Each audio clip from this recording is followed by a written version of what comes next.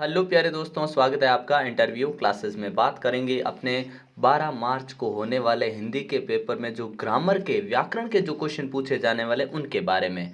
संज्ञा से, सर्वनाम से, विशेषण, उपसर्ग, प्रत्यय, समास, जितने भी टॉपिक है अव्यय, सबके यहाँ पे मोस्ट इंपॉर्टेंट क्वेश्चंस देखेंगे जो आपके एग्जाम में पूछे जाने वाले हैं। अगर आप इनकी प्रैक्टिस कर लेते हैं तो आपको और कुछ देखने की या करने की ज़रूरत नहीं पड़ेगी, क्वेश्चन यहीं से बनेगा। ये मोस्ट इंपॉर्टेंट क्वेश्चंस है जो कई बार आ चुके हैं और इस बार आने के फुल चांसेस है, ठीक है ना। जिस प्रकार से अपने एग्जाम में पूछे जाएंगे, जैसे संज्ञा का क्वेश्चन आपको एमसीक्यूज मतलब इस टाइप से पूछा जाएगा, और बाकी जो फिल इन द ब्लैंक्स यानी रिक्त स्थान वाले पूछे जाने वाले उसी टाइप से यहाँ पे आपके लिए प्रैक्टिस सेट है, ठीक है। तो चलिए फटाफट डिस्कस करते हैं इनके मोस्ट इंपॉर्टेंट क्वेश्चंस को, ठीक है। सबसे पहले संज्ञा टॉपिक है। पहला क्वेश्चन हमारे लिए है कि आपको व्यक्तिवाचक संज्ञा कौन सी है इनमें से बतानी। तो कौन सा हो जाएगा अपना ऑप्शन ए गंगा, ठीक है ना। बाकी बुढ़ापा ये भाववाचक हो गया, ठीक है ना। टोली, लोहा, ठीक है ना, ये द्रव्यवाचक हो गया। टोली क्या होगा, टोली अपने एक समूहवाचक संज्ञा हो गया, ठीक है। भाववाचक संज्ञा बताइए, फल, मंडली, मिठास या मोहन। तो करेक्ट ऑप्शन होगा अपने मिठास, ये होगी अपने भाववाचक संज्ञा। फटाफट इन क्वेश्चंस को डिस्कस करेंगे क्योंकि वीडियो थोड़ा लंबा हो सकता है, तो आपको अंत तक बने रहना है ताकि आपके कोई भी क्वेश्चन गलत नहीं हो, ठीक है ना। चलिए देखते हैं। और इसकी पीडीएफ चाहिए तो आपको बीच में एक नंबर दिया जाएगा, उस पर मैसेज करने से आपको पीडीएफ मिल जाएगी, ठीक है। चलिए देखते हैं। भाववाचक संज्ञा बतानी है आपको, ठीक है, हो गया। इसमें मिठास। समूहवाचक संज्ञा बताइए, तो इसमें समूहवाचक संज्ञा कौन सी है। तो इसमें अपना ऑप्शन ए अनाज, राम, करुणा और सेना। तो करेक्ट ऑप्शन क्या होगा आपने सेना, ठीक है। निम्नलिखित में से द्रव्यवाचक संज्ञा कौन सी होगी। तो द्रव्यवाचक हो जाएगा अपना सोना, ठीक है। क्या होगा द्रव्यवाचक। अगला क्वेश्चन है, नीचे दिए गए शब्दों में आपको जातिवाचक संज्ञा ढूंढनी है। तो जातिवाचक संज्ञा कौन सी होगी। पानी, शिक्षक, कक्षा या मिट्टी। तो करेक्ट ऑप्शन हो जाएगा अपने बी शिक्षक, ठीक है ना। अगला देखते हैं। नेक्स्ट प्रश्न है सफल। सफल का भाववाचक बनाना है तो सफल के पीछे ता लगा देंगे, सफलता। सी ऑप्शन अपना यहाँ पे करेक्ट आंसर हो जाएगा, ठीक है। मेरी निर्धनता पर दया करो, भाववाचक संज्ञा कौन सा है। तो यहाँ पे भाव होगा अपने निर्धनता। क्या होगा निर्धनता, यहाँ पे भाव होगा, ठीक है। दया भी एक प्रकार का भाव है, तो यहाँ पे निर्धनता और ये दोनों होंगे। ऐसा आपको क्वेश्चन नहीं मिलेगा जिसमें दो ऑप्शन बनेंगे, यहाँ पे मिसप्रिंट है थोड़ा सा, ठीक है ना।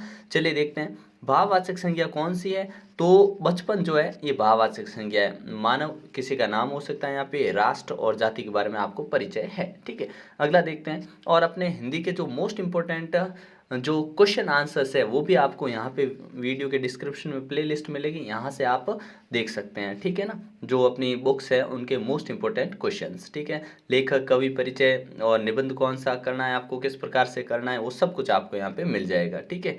अगला प्रश्न देखते हैं अपने। फिर है भाववाचक संज्ञा कौन सी है, जाति, मनुष्यता, मानव या राष्ट्र। इनमें से बताना है कि भाववाचक संज्ञा कौन सी है, ठीक है ना। तो भाववाचक हो जाएगी अपने मनुष्यता, ठीक है। निम्नलिखित में से व्यक्तिवाचक ढूंढनी है, तो व्यक्तिवाचक बिना सोचे समझे आप यहाँ बता सकते हैं कि ये नहीं होगा अपने, ठीक है। भारत यहाँ पे किसी का नाम है तो ठीक है ना, भारत अपने देश का नाम है, और भरत नाम होता है किसी का, ठीक है ना। तो अपने व्यक्तिवाचक क्या बी ऑप्शन भारत हो जाएगा, ठीक है। अगला देखते हैं अपने। फिर है नेक्स्ट द्रव्यवाचक संज्ञा चाहिए अपने को, जातिवाचक। ये जाति, घी, सेना, मित्रता। तो क्या होगा घी, ये द्रव्यवाचक संज्ञा है, ठीक है। फिर नेक्स्ट प्रश्न है निम्न में से आपको द्रव्यवाचक संज्ञा बतानी है। तो द्रव्य क्या हो जाएगा, पानी द्रव्यवाचक संज्ञा है, ठीक है ना। अगला क्वेश्चन देखते हैं। किसी व्यक्ति, वस्तु या स्थान या भाव के नाम का बोध कराने वाले शब्द, आपको ये परिभाषाएं भी याद करनी है। संज्ञा से रिलेटेड जितने भी क्वेश्चन बनते हैं हर टॉपिक से वो यहाँ पे आपको मिल जाएंगे, ठीक है ना। तो पूरा वीडियो जरूर देखिएगा, ठीक है। तो व्यक्ति, वस्तु या भाव के नाम को, ऐसे शब्दों का बोध कराने वाले को हम कहते हैं संज्ञा। क्या कहते हैं, संज्ञा, ठीक है। ऑप्शन ए करेक्ट हो जाएगा। संज्ञा के भेद कितने हैं, तो संज्ञा के भेद होते हैं 3, ठीक है। किसी व्यक्ति विशेष का बोध कराने वाले को व्यक्तिवाचक संज्ञा कहते हैं, ठीक है। फिर है किसी वस्तु या प्राणी की संपूर्ण जाति का बोध कराए उसे हम जातिवाचक संज्ञा कहते हैं, बी ऑप्शन जातिवाचक, ठीक है। फिर है अपने व्यक्ति या पदार्थ, गुण, धर्म आदि का बोध कराने वाली संज्ञा हमेशा भाववाचक संज्ञा होती है, ठीक है। यहाँ पे आपकी परिभाषाएं भी क्लियर हो जाएगी। पदार्थों के समूह का बोध कराने वाले को हम कहते हैं समूहवाचक संज्ञा, ठीक है। किसी धातु या द्रव्य का बोध कराने वाले शब्दों को क्या कहा जाता है, द्रव्यवाचक संज्ञा, ठीक है। ईमानदारी सर्वोत्तम नीति है, इसमें कौन सी संज्ञा, ईमानदारी। ईमानदारी क्या है, भाववाचक संज्ञा। किस प्रकार की संज्ञा है, भाववाचक संज्ञा। फिर है मुझे 2 किलो चीनी खरीदनी है, रेखांकित में कौन सी संज्ञा है, तो चीनी कौन सी है, द्रव्यवाचक संज्ञा, ठीक है ना। राजा दशरथ कौन सी संज्ञा है, तो राजा दशरथ क्या है, व्यक्तिवाचक है। फिर है 23वां प्रश्न जिसमें पूछा है कि व्यक्तिवाचक संज्ञा चुननी है आपको इसमें से, तो कृष्ण व्यक्तिवाचक है। यहाँ पे कमल अगर किसी आदमी का नाम है तो भी ये व्यक्तिवाचक होता है, लेकिन यहाँ पे बेस्ट ऑप्शन अपने कृष्ण हो जाएगा, ठीक है। घी कैसी संज्ञा, तो घी है द्रव्यवाचक संज्ञा, ठीक है। तो संज्ञा के ये इतने ध्यान रखना, सारी परिभाषाएं आ चुकी है, क्वेश्चन किस प्रकार से आएगा आप जानते हो, ठीक है ना। अब देखते हैं अपने नेक्स्ट है संधि। संधि के मोस्ट इंपोर्टेंट क्वेश्चंस, ये इसको तो अच्छे से ही तैयार करिएगा। अनधिकार का संधि विच्छेद, सही संधि विच्छेद क्या होगा, तो देखिए अन धन अधिकार, ठीक है ना, ऑप्शन बी करेक्ट होगा, अन धन अधिकार, ठीक है। नेक्स्ट है निम्नलिखित में से व्यंजन संधि का उदाहरण कौन सा है, जिसमें व्यंजन संधि हो रखी है, ठीक है ना, तो व्यंजन संधि तद्धित में हो रखी है, ठीक है ना। बाकी इसमें कौन सी है, दीर्घ संधि है, ठीक है ना। बाकी में स्वर संधि वगैरह लगी हुई, इसमें अपने क्या है, तद्धित में व्यंजन संधि इस्तेमाल हुई है, ठीक है ना। अगला प्रश्न देखते हैं, स्वर संधि का उदाहरण कौन सा है, तो स्वर संधि का उदाहरण अपने ने धन अक, ठीक है ना, नायक, ठीक है ना।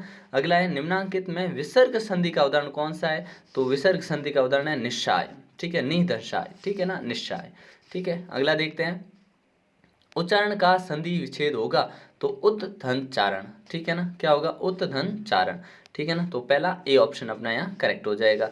गिरीश का संधि विच्छेद करिए तो गिरी धन ईश, ध्यान रखिएगा ई छोटा बड़ा कैसा भी मिल सकता है, आपको सही ध्यान से करना है। यहाँ पे देखिए गिरी बड़ी है इसलिए ये नहीं होगा, ठीक है। यहाँ पे ये ऑप्शन अपना करेक्ट है, इसमें विसर्ग लग चुका है, ठीक है। और इसमें गिर धन ईश ये गलत है। तो संधि में विशेष आपको ध्यान रखना है, क्योंकि आपको एमसीक्यूज फॉर्म में ही क्वेश्चन पूछा जाने वाला है। फिर जगन्नाथ का संधि विच्छेद कौन सा है, तो जगत धन नाथ होता है, ठीक है ना। तो डी ऑप्शन अपना करेक्ट हो जाएगा, जगत धन नाथ, डी ऑप्शन अपना करेक्ट आंसर हो जाएगा। फिर तिरस्कार का संधि विच्छेद क्या होगा, तो इसमें विसर्ग संधि प्रयोग हुई है, ध्यान रखना, ठीक है ना। तिर धनकार, ठीक है, तिह धनकार, ठीक है ना, ये ध्यान रखना है, सी ऑप्शन अपना करेक्ट होगा। नीरो में कौन सी संधि हमसे पूछा है, तो नी धनरव होता है, ठीक है, विसर्ग संधि इस्तेमाल हुई है। 10वें में विसर्ग संधि निष्फल में ध्यान रखना, क्यों, क्योंकि यहाँ पे जो श है फ के कारण विसर्ग में चेंज, यहाँ का विसर्ग फ के कारण इस स में चेंज होता है, इस स में, ठीक है। ये डिटेल में जब हम नियम पढ़ते हैं तब हमको ये पढ़ने को मिलता है। बाकी आप एक बार तो अपने इतना डिटेल में आपको जाने की जरूरत नहीं पड़ेगी, इतना डिटेल में क्वेश्चन आपसे नहीं पूछेंगे, ठीक है। 11वां क्वेश्चन देखते हैं, सतीश का संधि विच्छेद क्या होगा, तो सती धन ईश होगा, ठीक है, ए ऑप्शन अपना करेक्ट हो जाएगा। प्रत्येक में प्रतिधन एक होगा, ठीक है ना, प्रति छोटा होगा, ध्यान रखना, ये सी ऑप्शन अपना एकदम करेक्ट आंसर हो जाएगा, प्रतिधन एक, ठीक है। फिर है परिणाम का संधि विच्छेद होगा तो परिधन नाम, ठीक है ना, डी ऑप्शन अपना यहाँ पे करेक्ट आंसर हो जाएगा, ठीक है, परिधन नाम। अगला देखते हैं विद्यार्थी का, ये बहुत इंपॉर्टेंट का ये बार पूछा हुआ है, ठीक है, विद्याधन अर्थी होता है, ठीक है ना। तो विद्याधन अर्थी कौन सा ऑप्शन रहेगा अपना, ऑप्शन नंबर बी करेक्ट हो जाएगा, ठीक है ना, विद्याधन अर्थी। अच्छा अर्थी में थी छोटा है, ठीक है ना, सी ऑप्शन करेक्ट करेंगे, क्योंकि यहाँ पे क्या है, थी बड़ा है, ध्यान रखना, विद्याधन अर्थी, यहाँ पे थी छोटा है, ये ऑप्शन करेक्ट होगा, विद्या धन अर्थी, ठीक है ना। अगला क्वेश्चन देखते हैं, यशोदा का संधि विच्छेद होगा, यश धन दा, ठीक है ना, यश धन दा कौन सा ऑप्शन करेक्ट होगा अपने, डी ऑप्शन, ठीक है, यश धन दा, यश धन दा, डी ऑप्शन करेक्ट आंसर हो जाएगा। स्वागत का आप जानते हैं सुधन आगत होता है, ठीक है ना, सुधन आगत कई बार आ चुका है, ये अपने एग्जाम में आ रखा है, ठीक है ना, इसको ध्यान रखिएगा। और ये बहुत इंपॉर्टेंट शब्द है, ठीक है ना, सच्चरित्र, ठीक है ना। तो इसमें ऑप्शन कई बार ये वाला टिक कर देते हैं, जबकि ये गलत है, अपने ऑप्शन सत धन चरित्र, ठीक है ना, ये सी ऑप्शन एकदम करेक्ट आंसर हो जाएगा। 18वां क्वेश्चन देखते हैं, क्वेश्चन हम फटाफट डिस्कस करेंगे क्योंकि लंबा चौड़ा टॉपिक है, पेज टोटल 18 है, जिसमें हम अभी 5th पेज पे चल रहे हैं, ठीक है ना। अगर ये सारे क्वेश्चन आप देख लेते हैं तो आपको दिक्कत नहीं आएगी, ठीक है। विसर्ग क्विक रिवीजन है, आप ये मान के चलिए। विसर्ग संधि का उदाहरण कौन सा है, तो विसर्ग संधि किस में हुई है, अपने इसमें हुई है, ठीक है ना। इसमें ये जो श है विसर्ग में दू धन कर्म, ऐसे दो धन कर्म इस प्रकार से बनेगा, इसमें विसर्ग संधि उपयोग में हुई है, डी ऑप्शन, ठीक है। फिर है स्वर संधि का उदाहरण कौन सा है, तो आप जानते हैं, देखिए स्वर संधि में उत धन नति, ठीक है, इसमें तो न ऑलरेडी आधा है इसमें, ठीक है ना, क्या होगा, स्वर संधि बोला है, स्वर संधि मतलब दोनों तरफ स्वर होना चाहिए, तो देखिए अति धन अधिक, अधिक। अब स्वर संधि दोनों स्वर होने चाहिए, इधर त के अंदर छोटी ई है, ठीक है, और इधर अ है, ये दोनों स्वर है, ये दोनों जब स्वर मिले तो अपने ये स्वर संधि बनी, तो इसमें क्या होगा अपने अत्यधिक, ठीक है ना, ये ध्यान रखना। बाकी ये इसका होगा दिग्धन अंबर दिगंबर, ठीक है ना। व्यंजन संधि का उदाहरण पूछा है हमसे, व्यंजन संधि, ठीक है ना। तो व्यंजन संधि का उदाहरण अपने उच्चारण हो जाएगा, ठीक है ना। इस प्रकार से ये आपको ध्यान रखना। आगे देखते हैं। नेक्स्ट है अपने ए और अ वर्णों के मेल से किस नई ध्वनि का विकास होता है, तो ये होता है अपने अय। किससे होता है? अपने अय से होता है, ठीक है। अगला देखते हैं अपने निर्मल का संधि विच्छेद होगा तो निह धनमल होता है, ठीक है। निह धनमल, ए ऑप्शन अपना करेक्ट आंसर हो जाएगा। अगला क्वेश्चन देखते हैं अपने व्याकुल का संधि विच्छेद होगा वी धन आकुल। वी धन आकुल, बी ऑप्शन करेक्ट आंसर होगा, वी धन आकुल, ठीक है। आंसर नीचे लिख भी रखें आपके फटाफट प्रैक्टिस के लिए, ये दे रखे हैं सारे, ठीक है ना।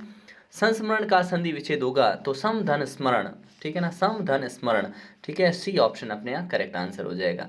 फिर है स्वेच्छा का सुधन इच्छा, ठीक है ना। स्वेच्छा का क्या होगा? स्वधन इच्छा, ठीक है ना, स्वधन इच्छा।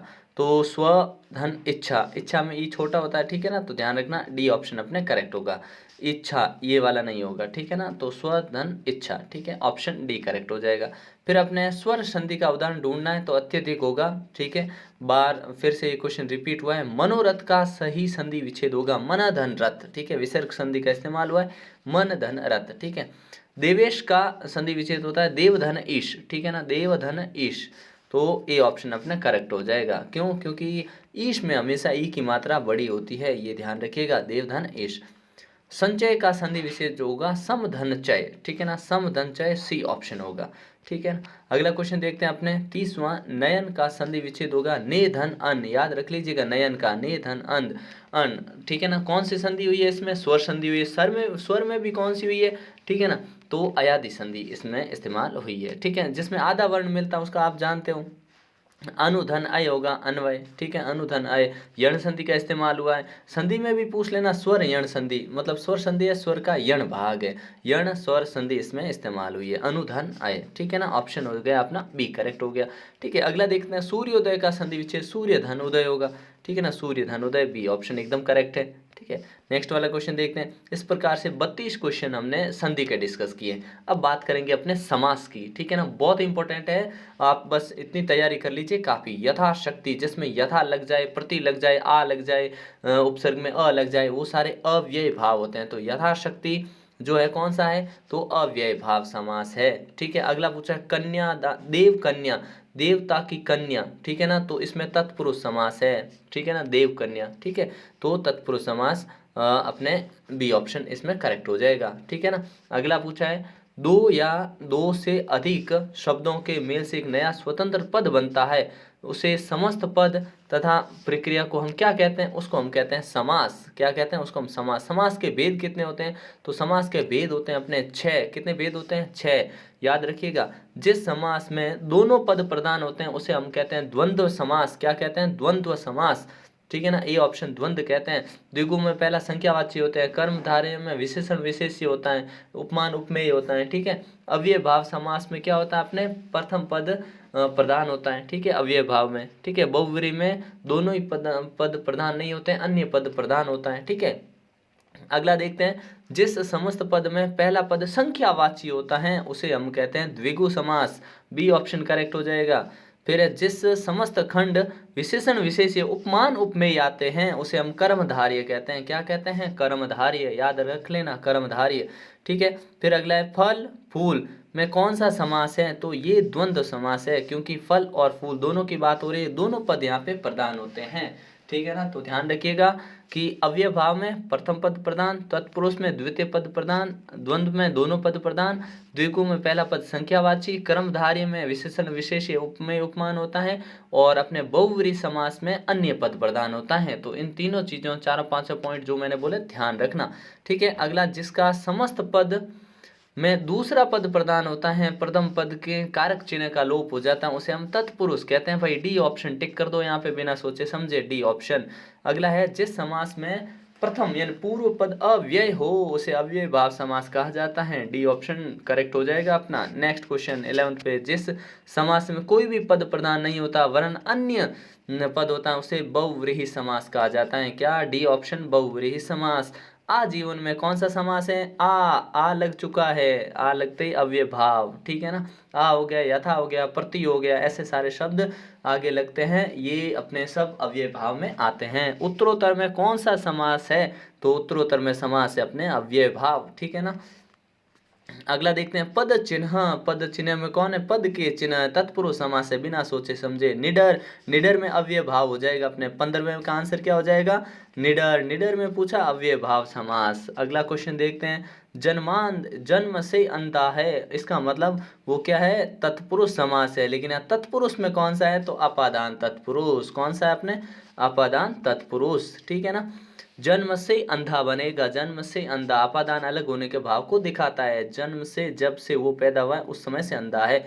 मनोविज्ञान में कौन सा? मन का विज्ञान, तो तत्पुरुष समास है, इसमें तत्पुरुष समास। पुरुषोत्तम, पुरुषों में उत्पन्न, तत्पुरुष समास है। राजकुमार, राजा का कुमार, तत्पुरुष समास है। राजा रानी, राजा और रानी, कौन सा समास हो गया? हमने कहा ये द्वंद्व समास होगा, ऑप्शन डी। राजा रानी दोनों का महत्व बराबर है, ठीक है, दोनों पद प्रधान है। दिया बाती, दिया बाती में भी द्वंद्व होगा, क्योंकि दिया और बाती दोनों पद यहाँ पे प्रधान हैं। 22वां क्वेश्चन देखते हैं सजीव में कौन सा समास है? तो सजीव में देखिए सजीव के आगे क्या लगा है? स लगा है। स क्या? एक उपसर्ग है, तो जिसमें उपसर्ग लगते हैं अव्यय भाव होता है, हम बात कर चुके हैं। अगला क्वेश्चन देखते हैं, क्वेश्चन नंबर 23।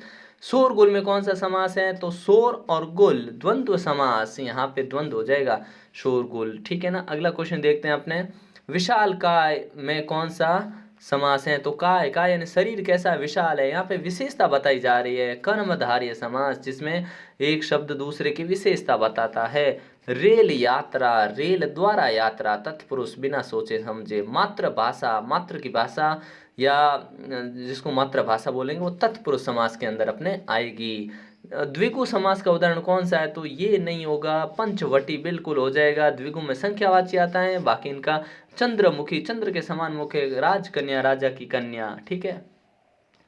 कर्मधारय समास का उदाहरण है, कर्मधारय मतलब विशेषता बताई जाएगी, ठीक है। तो देखिए ये नहीं है, ये नहीं है, राज कन्या भी नहीं। चंद्रमुखी मतलब मुख कैसा है? चांद के समान। मुख की विशेषता बताई जा रही है, एक उपमान एक उपमेय है, इसका मतलब एक विशेषण विशेष्य की बात हो रही है। डी ऑप्शन अपना करेक्ट होगा। पंचानन, 5 है आनंद जिसके, तो ये बात सीधी अव्यय भाव नहीं बहुव्रीहि होगा। क्यों? क्योंकि यहाँ पे तीसरा पद प्रधान है, पंचानन ब्रह्मा जी को बोला गया, ठीक है ना। त्रिभुज जिसकी 3 भुजाएं होती है, तो यहाँ पे पहला संख्यावाची आ चुका है, तो ये द्विगु समास की श्रेणी में जाएगा, सी ऑप्शन। 31वां देशभक्ति, देश के लिए भक्ति, तत्पुरुष। नील कमल, कमल कैसा है? नील है, विशेषता बताई जा रही है। कर्मधारय, डी ऑप्शन हम यहाँ पे टिक कर देंगे। अगला क्वेश्चन देखते हैं अपने चतुर्भुज, 4 भुजाएं, 4 भुजाएं, यहाँ पे संख्यावाची शब्द आ चुका है, इसलिए द्विगु समास होगा 33वें में। 33 क्वेश्चन हमने समास के डिस्कशन कर लिए हैं हमने, कितने? 33। अब हम आते हैं प्रत्यय पे, क्योंकि प्रत्यय का क्वेश्चन है वो भी हमें एमसीक्यूज की फॉर्म में ही मिलेगा। चलिए देखते हैं। पहला पूछा है वास्तविक में प्रत्यय है। प्रत्यय, पहले प्रत्यय की परिभाषा आगे और आ जाएगी, लेकिन शब्दों के पीछे लगते हैं, ये ध्यान रखिएगा, सिंपल सी बात, ठीक है। देखिए वास्तविक एक प्रत्यय, क्योंकि यहाँ पे ई छोटा है इसलिए एक इसमें भी छोटा है, ये एक नहीं हो सकता, ध्यान रखिएगा इस चीज का, ठीक है। अगला देखते हैं, वह शब्दांश जो शब्द अंत में जोड़ा जाता है वो क्या? प्रत्यय कहलाता है। प्रत्यय, बी ऑप्शन करेक्ट। कुम्मकड़ में प्रत्यय होगा अपना अक्कड़, ए ऑप्शन करेक्ट हो जाएगा यहाँ पे, क्या? अक्कड़, ठीक है ना। नेक्स्ट क्वेश्चन देखते हैं, लिखावट में आवट होगा, क्या होगा? आवट, ठीक है। घबराहट में भी आवट होगा, घबराहट आहट होगा, ठीक है ना, तो आहट, डी ऑप्शन करेक्ट हो जाएगा। फिर लड़ाक, लड़ाकू होना चाहिए था यहाँ पे, ठीक है ना, लड़ाकू, तो इसमें आकू प्रत्यय हो जाता अपना, बी ऑप्शन करेक्ट, ठीक है, लड़ाकू में आकू प्रत्यय, ठीक है। नेक्स्ट क्वेश्चन देखते हैं अपना, टहलने में कौन सा प्रत्यय है? टहलना, तो इसमें हो जाएगा ना, क्योंकि आके बाकी नी घूम ये इनका कोई मतलब नहीं है, ये ऑप्शन अपना करेक्ट हो जाएगा, सी। नेक्स्ट क्वेश्चन देखते हैं अपना, होनहार में कौन सा प्रत्यय है? तो हार इसमें प्रत्यय है, क्या है? हार, होन और हार, हार प्रत्यय है।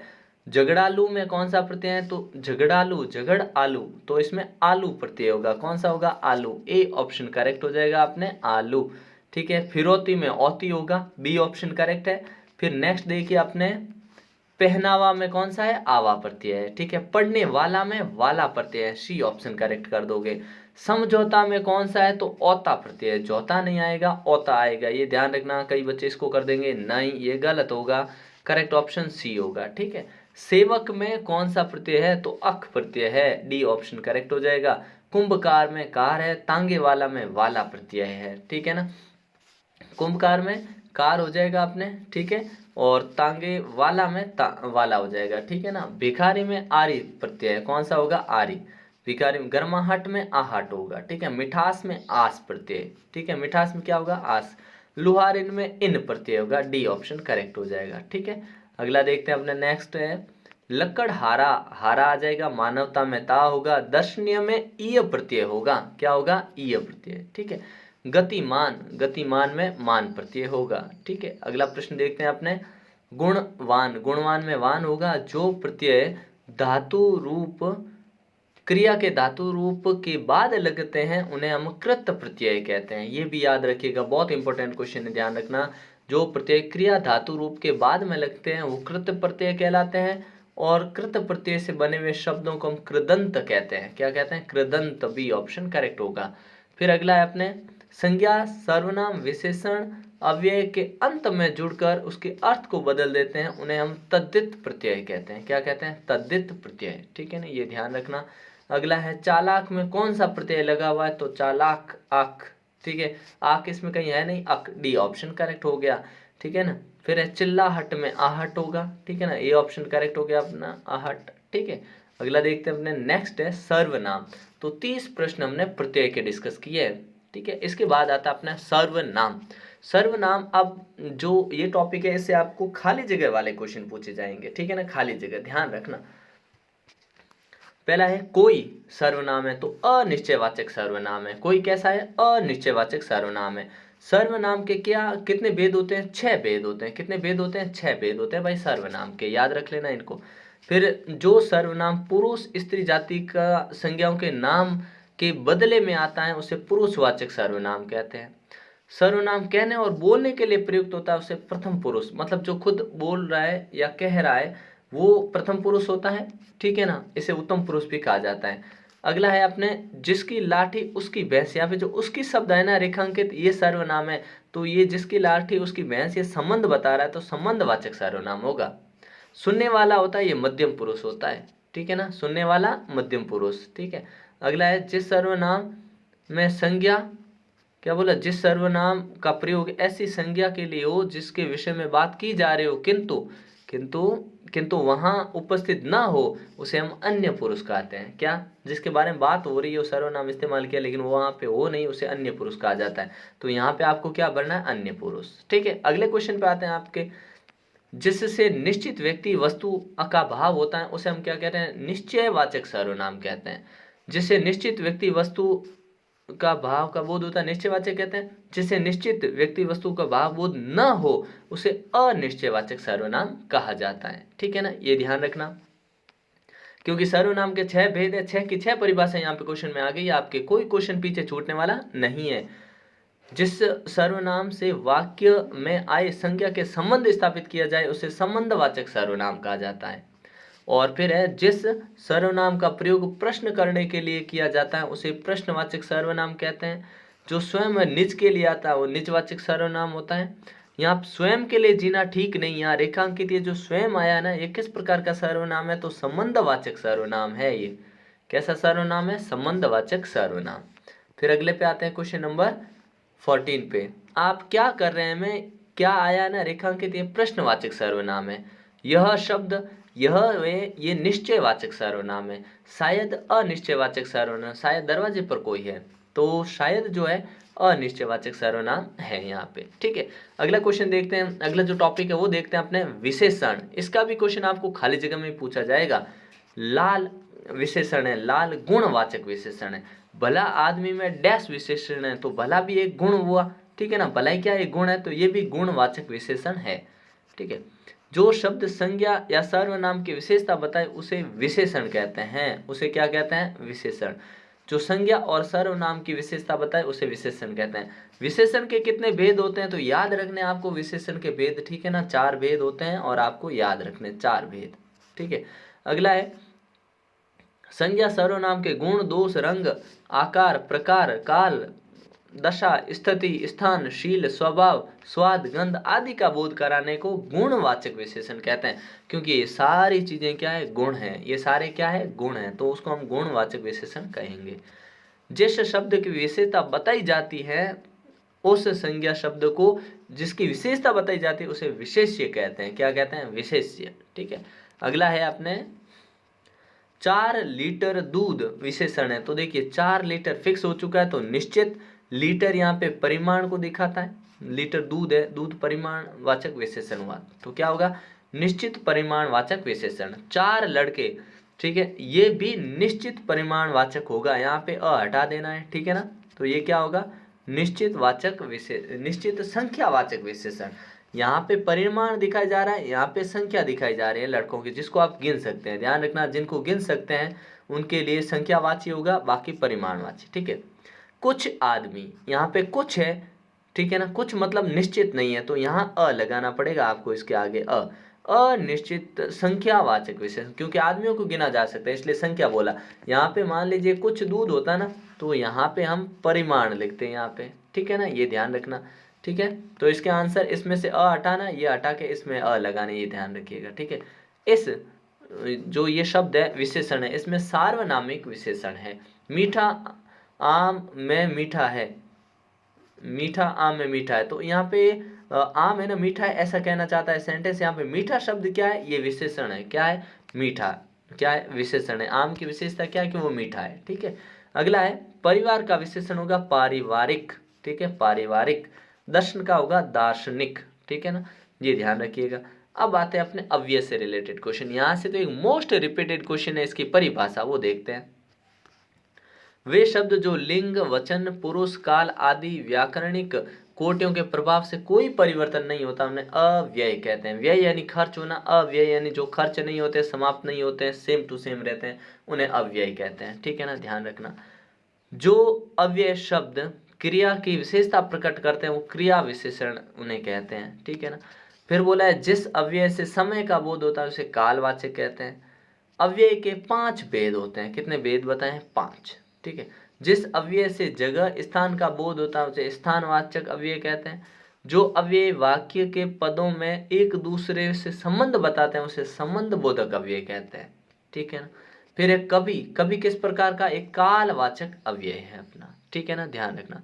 अब आते हैं अपने उपसर्ग पे। ठीक है, उपसर्ग देखते हैं। वह शब्दांश जो किसी शब्द के पूर्व पहले लगते हैं उन्हें उपसर्ग कहते हैं। अत्यधिक में अति उपसर्ग है, अनुशासन में अनु उपसर्ग है। ठीक है, ध्यान रखना, उपसर्ग निकालने के बाद शब्द का मतलब रहना चाहिए, जैसे अनुशासन हो जाएगा, अति धन अधिक हो जाएगा। ठीक है ना, इस प्रकार से। अगला है अभिमान में अभी है, आजीवन में आ है, दुष्कर्म में श। ध्यान रखिएगा एक ये चीज कि श हमेशा यही आएगा। ठीक है, चाहे नी वाला हो, चाहे आपके यहाँ पे दू मिल जाए आपको, ठीक है ना, श हमेशा यही रहेगा, चाहे आगे क्वेश्चन में आपके जो शब्द है उसमें स कोई भी टाइप का हो। ठीक है, ये ध्यान रखना। प्राक कथन में प्राक होगा, परिवर्तन में परि होगा, और प्रतिकूल में प्रति होगा। ठीक है ना, ये हम उपसर्ग लिख रहे हैं यहाँ पे। अपमान में अप होगा। ठीक है, सदाचार में सत धन आचार, तो सत होगा इसमें।